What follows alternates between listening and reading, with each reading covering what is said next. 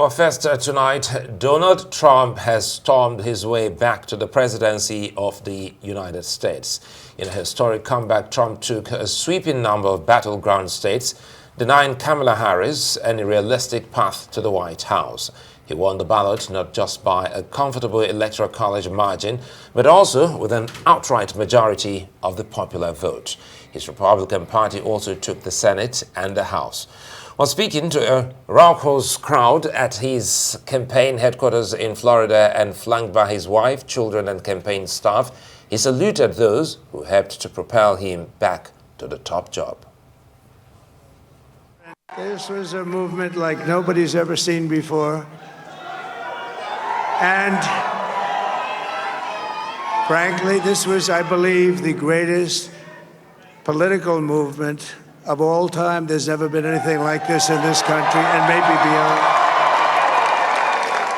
And now it's going to reach a new level of importance because we're going to help our country heal. We're going to help our country heal. We have a country that needs help, and it needs help very badly. We're going to fix our borders. We're going to fix everything about our country. And we made history for a reason tonight, and the reason is going to be just that.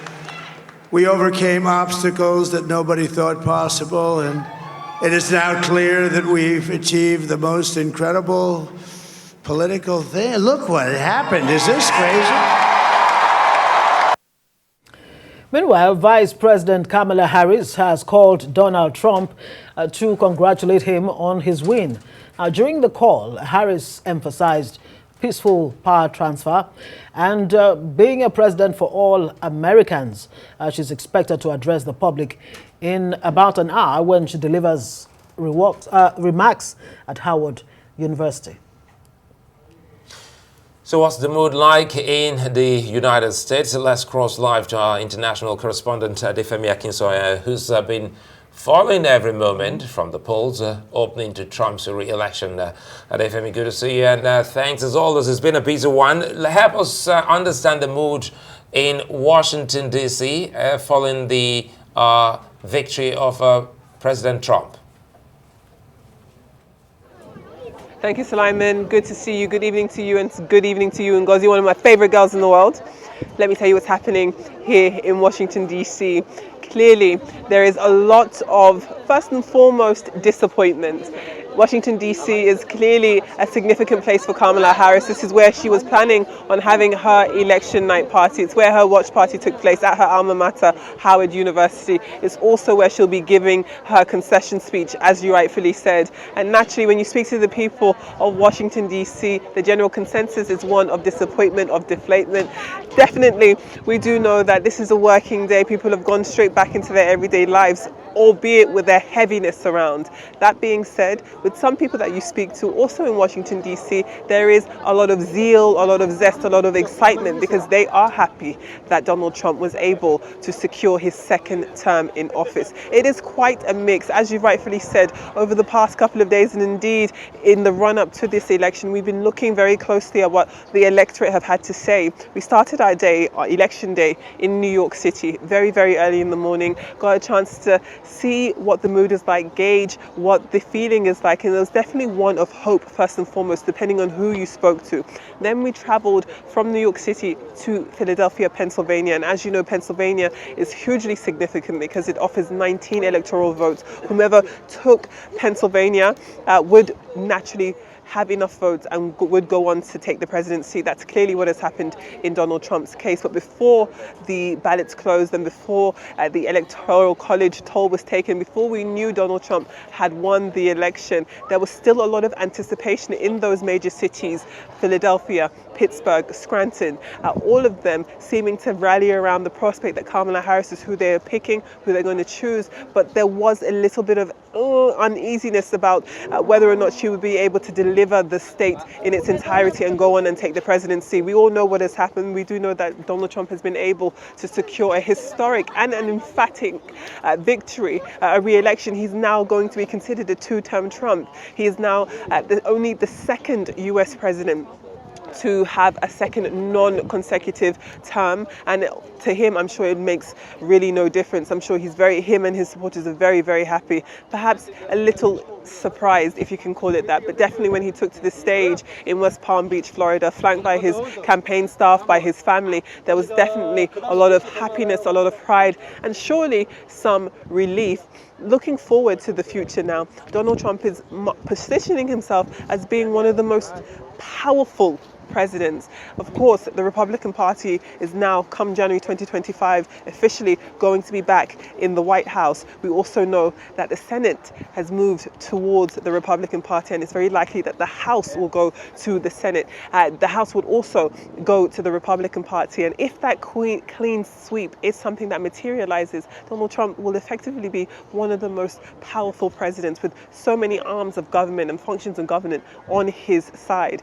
That being said, the American public still is going to be aware that Donald Trump has become the oldest person to assume US office, and it is quite an interesting example of fate, especially since the very early parts of his campaign talked a lot about Joe Biden and how Joe Biden was far too old to stay in office, and now here he is, Donald Trump, that is being re-elected into office, becoming the oldest person to do so. So, I mean, as it stands, to answer your question, yes, a lot of disappointment in Washington, D.C., especially with the people that we've spoken to, but there's clearly a lot of appetite for what a Trump presidency will look like going forward.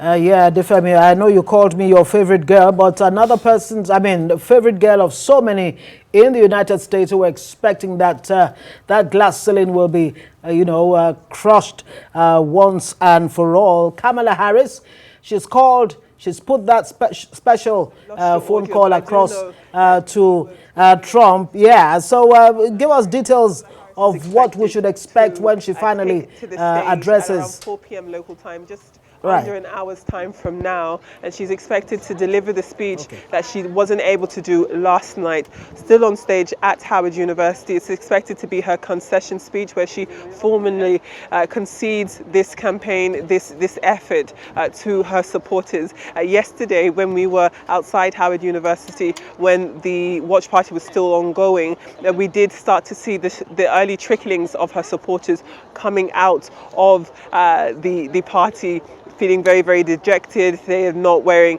their memorabilia, their t-shirts, their caps, their scarves, and a lot of them were still trying to hold on to any type of shred of optimism, but clearly that didn't materialize, because as we know, when the votes continued to be counted, it did turn out to be not in their own favor. So it will be very interesting to hear what Kamala Harris has to say when she takes to the stage. She will be, of course, confirming that she called Donald Trump and conceded victory to him and congratulated him. And I always find that to be one of the better parts of political campaigns, of elections, when you see a losing side congratulate the winning side. It sets a fantastic example for democracy and for sportsmanship. So kudos to Kamala Harris for doing that, and also a huge congratulations to her when she came in to this election run. It was unexpected, and that being said, Democratic voices and alliances did rally around her very quickly, and it does seem as though they weren't able to materialize their hopes.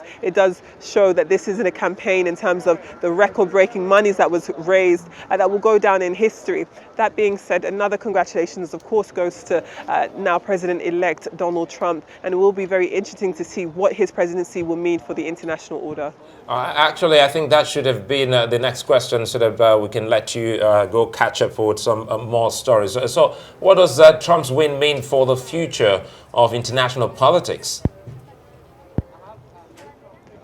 Definitely. Now it shakes things up, because now they're dealing with a new boss in town. Now, if we look at current international issues, a lot of them hinge on conflict. We're seeing what's happening in Ukraine with Russia's invasion of the country still ongoing. And we do know that in the run-up to the election, Donald Trump said that even as president-elect, he would be able to put an end to the war in Ukraine. We'll be anticipating to see what he's able to do about that. Another conflict is, of course, what we're seeing in the Middle Middle East, what we're seeing between Israel and Hamas, the destruction in Gaza, the humanitarian crisis in Gaza. What is Donald Trump going to do about that? We do know that going ahead to him, if we just take a look at this flag here, we can see that there's a huge showing for Donald Trump. This flag says Trump won, save America. So naturally you can imagine that there are a lot of people who are coming out in Washington DC and making their voices heard, making their